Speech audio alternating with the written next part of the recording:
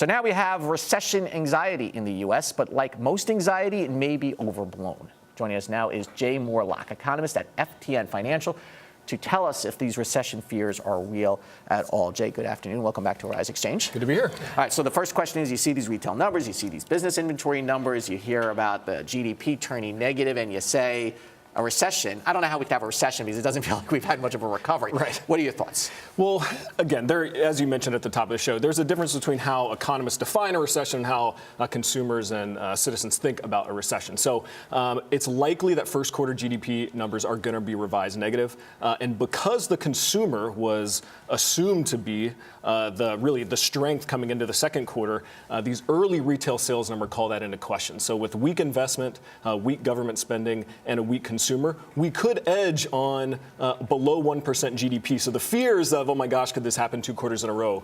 But it's somewhat of a technical recession, because when you look at the gross domestic product in the first quarter, if we go into a negative number, it's because the trade deficit was imbalanced. It's because the dollar was really strong. There's a lot of sort of things at the edges that don't necessarily go to consumer spending, which drives the economy. You're absolutely right. Actually, from 2007 to present, 46% of the quarter-over-quarter volatility in GDP reading makes up only 1% of actual GDP. So we looked at, so it's very volatile. So what we look for is, what are the main contributors to growth, and is this sort of a long-term trend that we should be worried about, which really would usher in an actual recession versus more or less a technical recession due to, deviations. Do you get any sense of why consumers stop buying?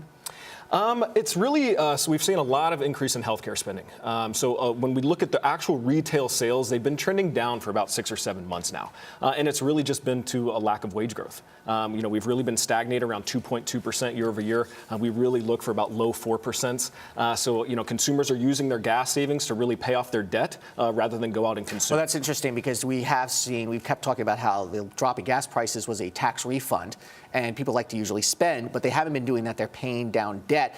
And that's not necessarily good for the economy. We like consumers to be in debt, don't we? Right. It's kind of bad. What's good for the individual consumer is bad for the overall economy. So when consumers are being responsible, it's like, actually, no, please go out and spend. And that's true. So usually in an economy, when gas prices go down and we're in a normal business cycle, it does lead to more consumer spending. But following, a deleveraging, a household deleveraging where we had a credit bubble, consumers are a little more conscious of their debt levels and will use extra spending to actually pay And does the fear of rising interest rates at all drive them spending down debt now? Because now we keep talking about, if people watch financial shows, the Fed's going to raise interest rates, bond yields are going up, which may take it out of the control of the Fed.